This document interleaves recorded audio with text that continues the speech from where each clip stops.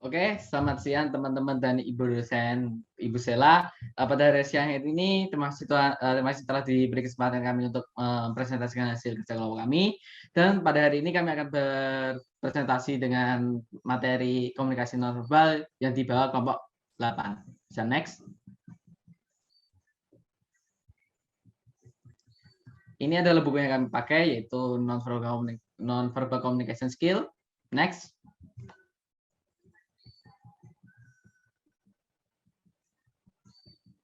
Ini adalah anggota dari kelompok 8. Yang saya sendiri adalah Alviniadi Christian. Saya Dominikus Ipadendiantoro. Saya Jonathan Fadi Pangdevan. Saya Sang Putwendra Aditya Jyoti. Saya Wirangan Albertus. Next.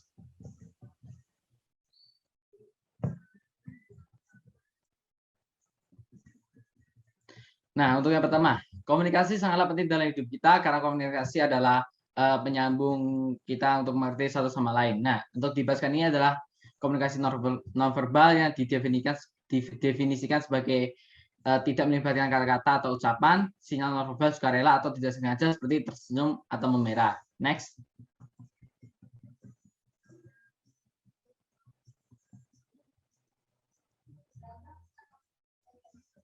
Ini adalah karakteristik komunikasi nonverbal. Ada 11 karakteristik di mana ada ekspresi wajah, gerakan, paralanguage, komunikasi fisik, kinesis, proksimis, tatapan mata, haptik, komunikasi estetika, dan tanda simbol komunikasi.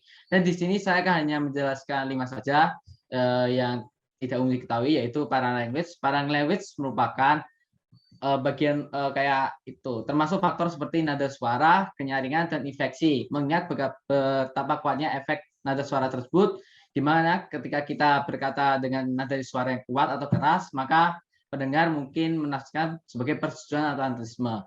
Terus yang nomor 5, kinesik.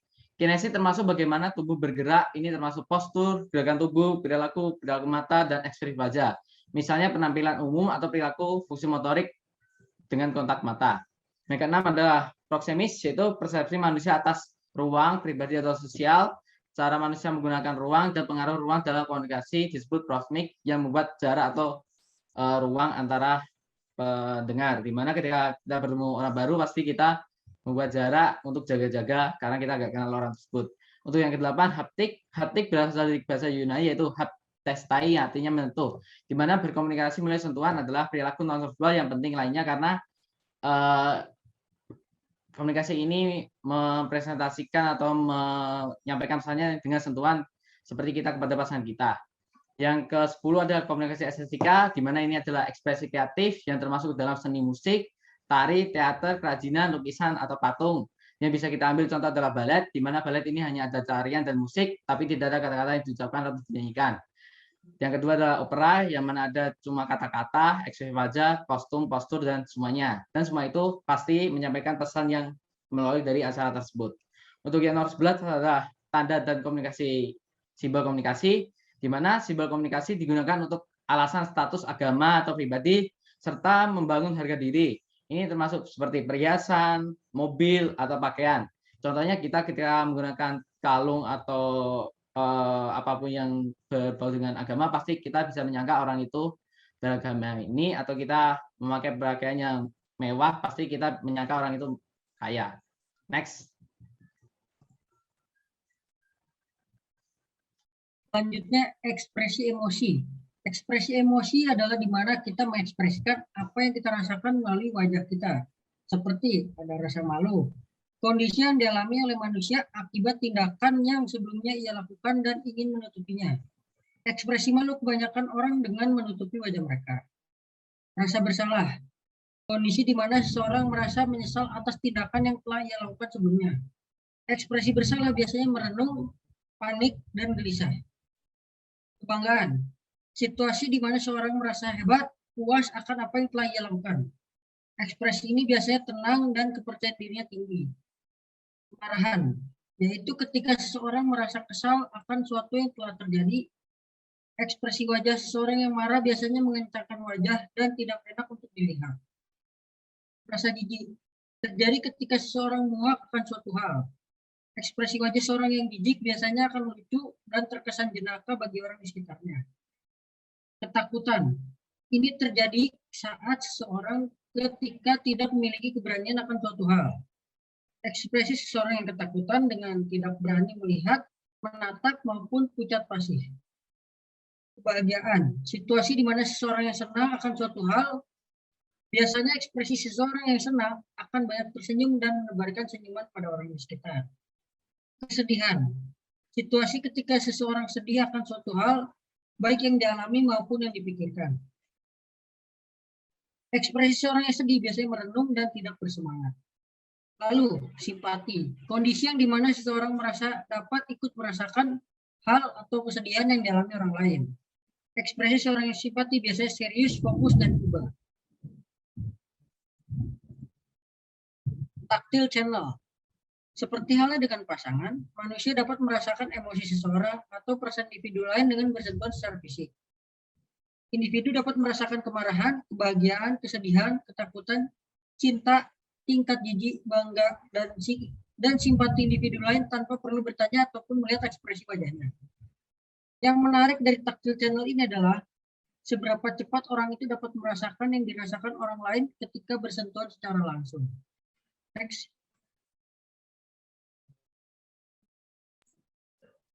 Selanjutnya ada mendengarkan dan memahami. Pertama-tama kita harus membedakan antara mendengar dan mendengarkan. Ketika kita mendengar, fokus kita tidak tertuju pada pembicara, fokus kita tertuju pada hal lain.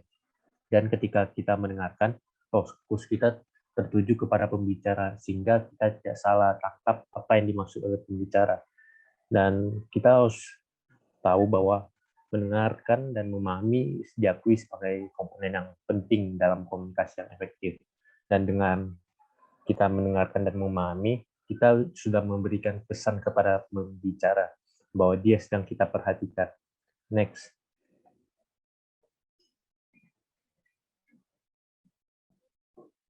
Selanjutnya ada noisy environment atau lingkungan yang berisik. Ketika kita berada di lingkungan berisik, komunikasi verbal tidak seefektif pada biasanya, sehingga kita harus menggunakan komunikasi non-verbal. Seperti contohnya, ketika kita di tempat umum dan dalam kondisi berisik, kita ingin bertanya jam pukul berapa kepada teman kita. Ketika kita hanya menggunakan komunikasi verbal, itu rasanya akan sulit dimengerti oleh teman kita karena kondisi yang berisik itu. Sehingga kita menggunakan komunikasi non-verbal seperti melewati gerakan tubuh kita supaya kita menunjuk pergelangan tangan, dan lawan bicara kita akan lebih mudah untuk memahami apa yang kita maksud. Next.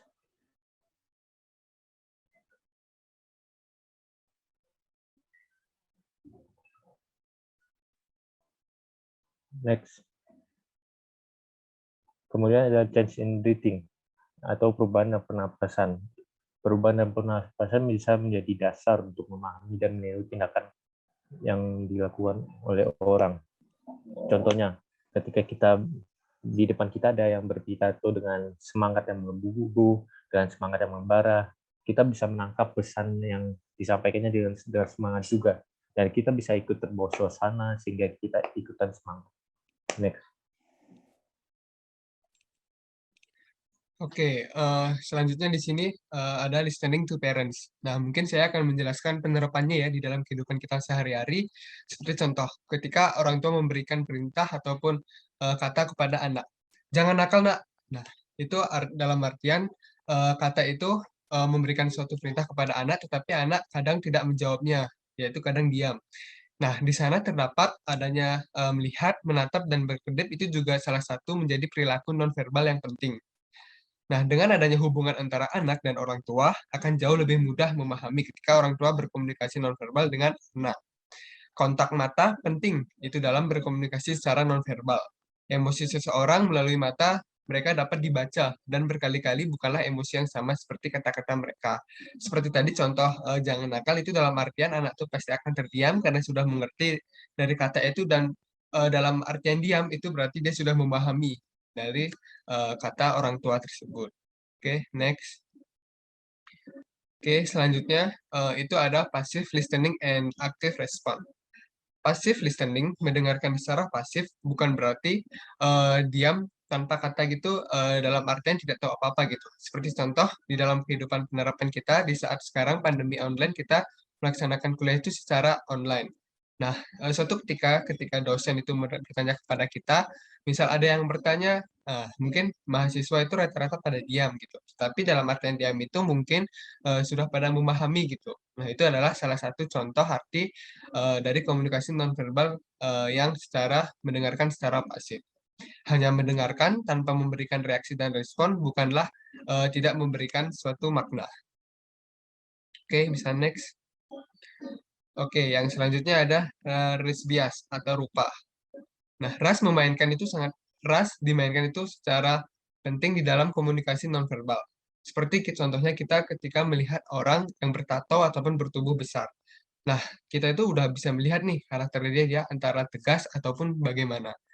Pilihan warna, pakaian, gaya rambut itu merupakan faktor-faktor yang mempengaruhi penampilan dalam sarana komunikasi nonverbal. Maka dari itu, di saat kita melakukan wawancara, pencarian kerja itu sangatlah penting untuk berpakaian yang rapi, agar pandangan pertama kita, first impression kita bisa menjadi lebih baik, sehingga orang yang ajak kita komunikasi bisa berasa nyaman. Oke, bisa next.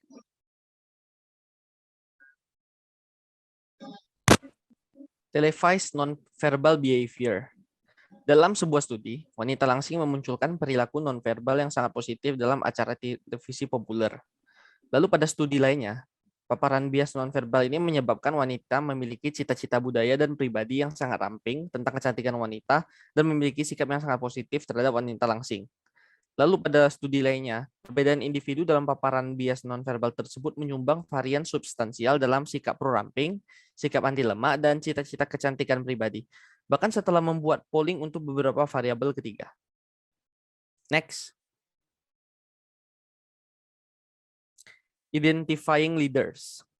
Penelitian yang menyelidiki pengaruh dan karakter tampilan pemimpin nonverbal telah dilakukan secara sistematis sejak awal 1980-an, menghasilkan wawasan yang berkembang tentang bagaimana pemirsa menanggapi perilaku tampilan wajah politisi yang disiarkan di televisi. Subjek juga akurat dalam mengidentifikasi hierarki kepemimpinan yang muncul pada 4 dimensi kepemimpinan ketika diberikan catatan pertemuan kelompok target yang hanya berisi komunikasi verbal, hanya komunikasi nonverbal, atau kedua jenis perilaku. Dengan pengetahuan tentang tingkat partisipasi yang dikendalikan oleh covariance, skor akurasi subjek tetap penting dalam 3 kondisi informasi yang menunjukkan adanya isyarat kepemimpinan verbal dan nonverbal yang independen dari tingkat partisipasi. Nilai komunikasi verbal dan nonverbal untuk mengidentifikasi pemimpin bervariasi dengan jenis hierarki kepemimpinan. Temuan ini dianggap untuk bertahan pemilihan pemimpin juga. Komunikasi nonverbal dan modalitas presentasi memiliki efek signifikan pada persepsi kepemimpinan. Hasil ini juga menunjukkan bahwa isyarat nonverbal harus dilihat sebagai penting dalam pembentukan kesan. Next. Robot interactions. Bagaimana manusia mengkoordinasikan niat, tujuan, dan perilaku motorik mereka saat melakukan tugas ion tindakan bersama. Bukti eksperimental terbaru menunjukkan bahwa proses resonansi dalam sistem motorik pengamat sangat penting terlibat dalam kemampuan kita untuk memahami tindakan orang lain, untuk menyimpulkan tujuan mereka, dan bahkan untuk memahami bahasa yang berkorelasi dengan tindakan mereka. Dalam makalah ini, arsitektur kontrol untuk kolaborasi human-robot yang mengeksploitasi hubungan persepsi tindakan yang erat ini sebagai sarana untuk mencapai komunikasi yang lebih alami dan efisien yang didasarkan pada pengalaman sensor motorik disajikan. Arsitektur diformalkan oleh sistem ditambah bidang saraf dinamis yang mewakili jaringan terdistribusi populasi saraf yang menyandikan dalam pola aktivasi mereka, tujuan, tindakan, dan pengetahuan tugas bersama. Keterampilan komunikasi verbal dan nonverbal robot dalam tugas perakitan bersama, di mana tim manusia robot harus membangun objek mainan dari komponen mereka divalidasi. Eksperimen fokus pada kapasitas robot untuk mengantisipasi kebutuhan pengguna dan untuk mendeteksi dan mengkomunikasikan peristiwa tak terduga yang mungkin terjadi dalam pelaksanaan tugas bersama. Next. Demikian presentasi kelompok kami. Kami mohon maaf apabila terjadi kesalahan ataupun perbuatan kami. Sekian dari kami, terima kasih.